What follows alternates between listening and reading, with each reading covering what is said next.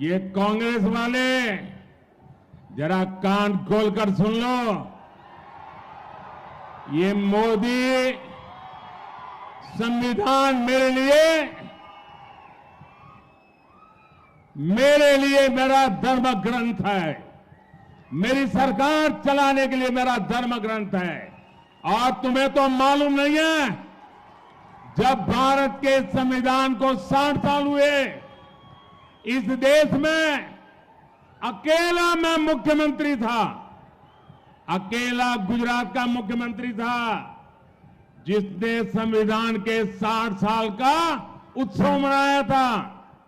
मैंने सुरेंद्रनगर में हाथी के ऊपर हमारे संविधान को रखा था और संविधान का सम्मान करते हुए जुलूस निकाला था। और उस राज्य का मुख्यमंत्री हाथी पर नहीं बैठा था, संविधान हाथी पर बैठा था और मोदी पैदल चल रहा था ताकि संविधान का सम्मान हो।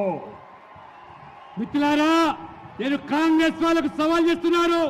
మీరు కాచుకోండి, వినండి, చెవులుంటే.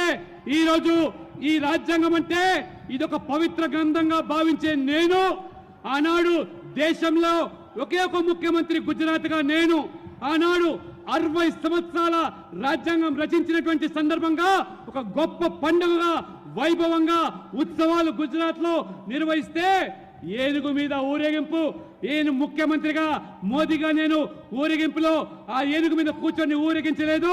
ఆ పవిత్రమైన గ్రంథాన్ని ఏనుగు మీద కూర్చోబెట్టి ఊరేగించి నేను కాలినడకన భారీ ఊరేగింపు నిర్వహించి ఆ పవిత్ర గ్రంథాన్ని గౌరవించేటువంటి వ్యక్తిని, ఆ రాజ్యాంగం అంటే అది పవిత్ర గ్రంథంగా భావించే నేను, ఇది మోదీ అనేటువంటి విషయాన్ని కాంగ్రెస్ తెలుసుకోవాల్సిగా నేను కోరుతా ఉన్నాను.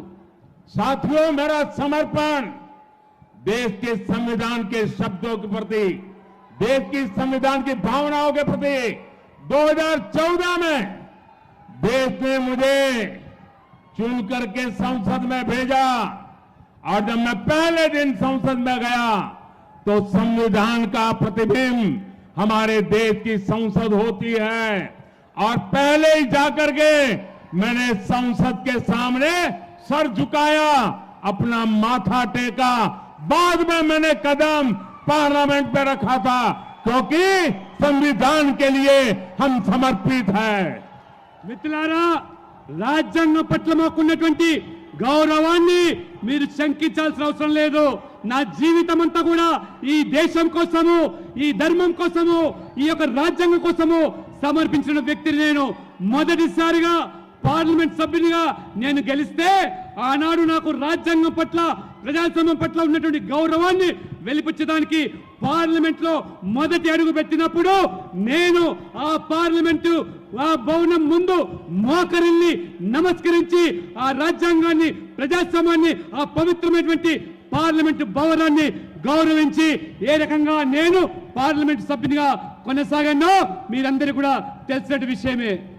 2019 में जब आपने मुझे दूसरी बार प्रधानमंत्री बनने का अवसर दिया और जब मुझे एनडीए ने अपना नेता चुना तो कार्यभार संभालने से पहले मैंने पार्लियामेंट के सेंट्रल हॉल में संविधान की किताब ला करके रखी थी।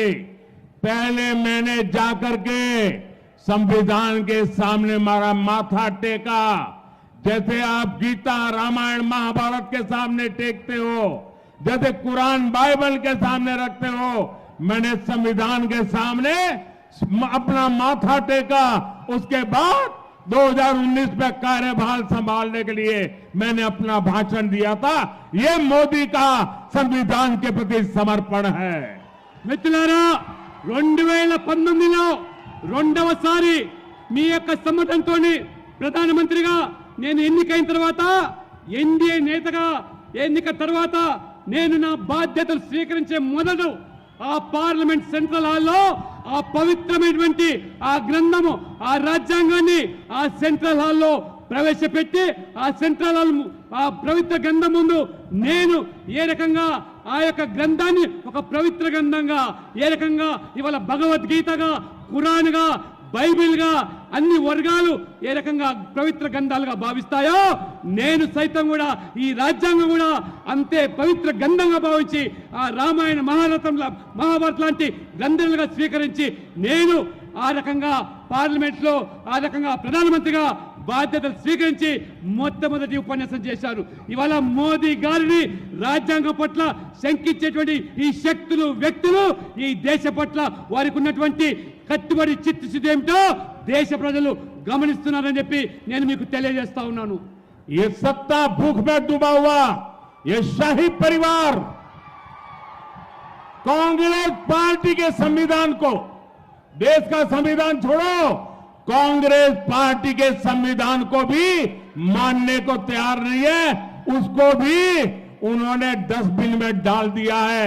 सीताराम केसरी कांग्रेस पार्टी के अध्यक्ष थे, रातों रात उनको बाथरूम में बंद कर दिया गया, उठा करके फुटपाथ पर फेंक दिया और संविधान की परवाह किए बिना कांग्रेस पार्टी पर ये शाही परिवार ने कब्जा कर लिया.